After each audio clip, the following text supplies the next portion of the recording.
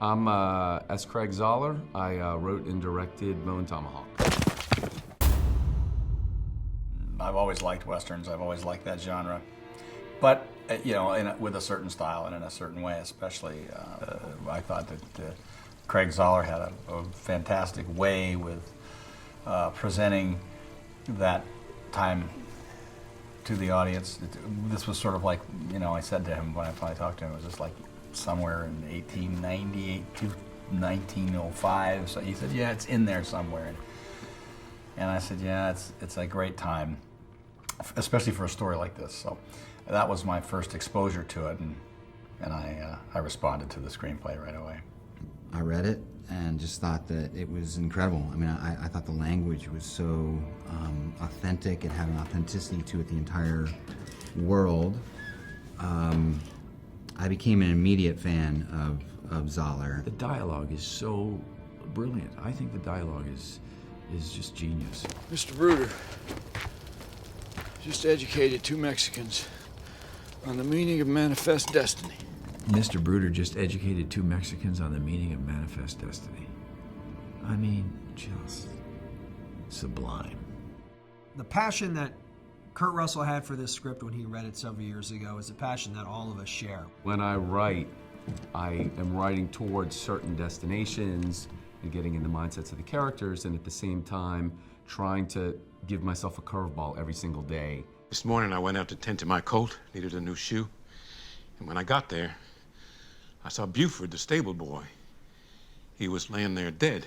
He was all torn up. And so there are certain assumptions that I expect the viewer will have with Bone Tomahawk that I had as the writer when I was writing it, and then I surprised myself. I said, well, this is going to go in a different direction in terms of what they're dealing with on the frontier, what they encounter.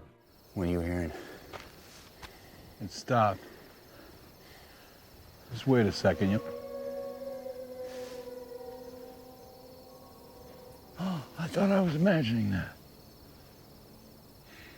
Well, I'm fairly certain I heard that sound back in Bright Hope on the night of the kidnapping. First of all, great scripts like this don't come around very often, and Zahler has written an unbelievably daring and bold Western, and pushed the Western genre if that's possible.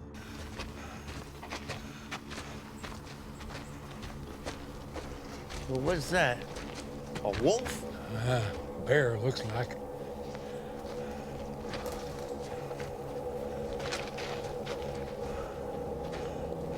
Is this some kind of sign? Keep out or something? We got permission. You know, you combine these horror elements and this thriller aspect, and taking a lot of stereotypes and turning them sideways, and that's exciting to be a part of. So you get the classic Western feel of these guys, you know, going on their journey, but what they go through and what they see is there's some scenes in here that I've never seen before in a film, and that's exciting to be a part of. The amazing stuff that these performers brought to it, the subtlety, and this is a Matthew Fox I've never seen before, and he just killed it, and he is amazing in this. We need to pack up and make a cold camp somewhere else, someplace defensible. If you want to question my morals, do it later. There's really two sides to this guy. There's an incredibly violent and man who's incredibly good at doing what he does. And then when he's in town and he's in a civilized place, he settles into this sort of facade of what he's all about. He's got to, as it were, being the sheriff, take the lead and take these guys on this trip, or I should say, be the one that is theoretically going to have to make the call. He's going to have to make decisions. But with someone like Matthew's character, if he doesn't like the call, there's really not much you're going to be able to do about it. I thought all these characters on the page were so developed, and they all had their very clear arcs and all those things that actors look for in roles that you don't get a lot. I loved his journey. I thought that they kept, whether it was taking away his ability to walk, just taking away his, you know, you're dealing with his physical constraints, emotional, even mental, if he's starting to take opium. I mean, he's just, you know, I like being given a set of circumstances and obstacles, and Arthur O'Dwyer, my character, Arthur's got a ton of them. Patrick Wilson, that's a very physically challenging role, and he rose to the occasion time and time again. I don't know what your opinion is, but my wife said it was all a trick. You know, even when those brothers give us those magnifying glasses and we saw those fleas pull that little stagecoach right into the depot, or roll those cannons, those tiny little cannons onto the battlefield. Well, I think he's genuine. He's a good man. He's a loyal man. He'd do anything for the sheriff. He's a fair man, you know. And he asks the questions that nobody else asks. That maybe people are thinking, but nobody else asks. He just there's no filter. He just says it. It just comes out of his mouth. You know, and I think it's, you know, when he's talking about a flea circus, it's like, but it's so perfect. It's so perfect. Something nice that Richard Jenkins said, and I have so much respect for him as a performer. The first day I met him, and we're talking about the script, and he said, "These aren't characters on a page. These are effing people." I was impressed with the cinematography on this movie because most of this stuff is within 30 miles of Los Angeles, and I thought he did a fantastic job. It has an epic look to it, which is amazing, and I think that again, Craig found really good locations for us to work with. We actually figured out a way to make the entire film in essentially what is 2 locations. So we found one massive ranch outside of Los Angeles, about 90 miles away or so, and we literally shot the whole movie there except for about 5 days of the film. So we were just able to traverse this area, keep our base camp, keep everything contained, and you know, you have your problems. I mean, it was hot. It was hot. We were shooting in October outside of Los Angeles in the desert, and we were wearing a lot of clothes. It was a really tight schedule. You know, I made a 2-hour, 10-minute Western with 70 locations in 21 days, and about 30 people in the cast. And stunts, makeup, and all that stuff, and horses. It was not easy.